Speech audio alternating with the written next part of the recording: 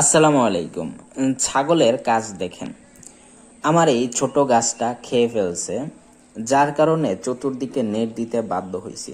তবে আলহামদুলিল্লাহ, পাশে আরেকটি ছোট গাছ ছিল, প্লাস তার পাশে আরও একটি মোটামুটি 8 থেকে 9 ফিট অথবা 10 ফিটের মতো লম্বা হবে একটা গাছ ছিল। তো ওই দুইটা গাছে আবার মুখ দেয় নাই। আমার কাছে মালবেরির এই জিনিসটা খুব ভালো লাগে, গাছ ছোট হোক অথবা বড়, গাছে ফল চলে আসে।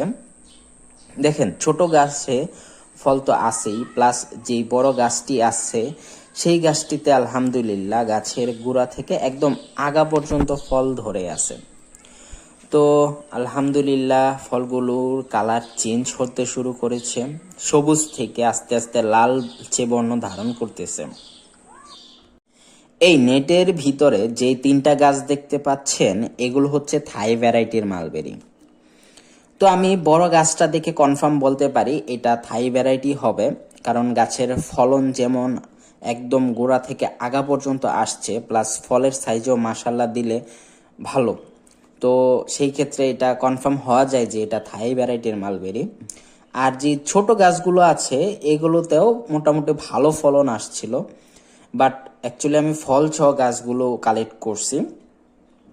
এই গাছগুলো ছোট্ট একটা পলি ব্যাগে ছিল, যার ফলে গাছের গ্রোথ প্লাস ফলন ওই রকম হয় নাই।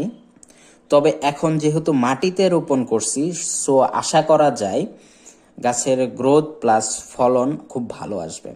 আর এগুলো দেখে মনে হচ্ছে না এগুলো থাই ভ্যারাইটিরই হবে। এখানে যে দুটো গাছ দেখতে পাচ্ছেন এগুলো মূলত আফ্রিকান মালবেরি। আমাকে মূলত নার্সারি থেকে আফ্রিকান মালবেরি বলেই দেওয়া হয়েছে, বাট অ্যাকচুয়ালি এটা কোন জাতের আমি এখনও শিওর না। আসলে নার্সারির লোকদের কথা বিশ্বাস করাটা আসলে কষ্টকর।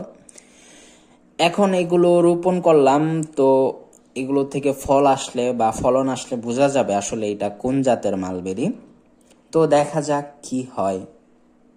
দেখেন, আমি কনফিউজড কেন, কারণ ওরা বলল যে দুইটা যে গাছ দিল আমাকে সেই দুইটাই নাকি আফ্রিকান মালবেরি, কিন্তু এই পাতাগুলা দেখেন, এই গাছের পাতার শেপটা অনেকটা গোল টাইপের, বাট এই পাতার শেপটা আবার ভিন্ন রকম।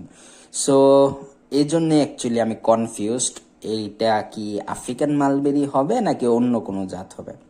তবে দেখা যাক কি হয়। ইনশাল্লাহ দোয়া করবেন আমাদের জন্য। আল্লাহ হাফেজ।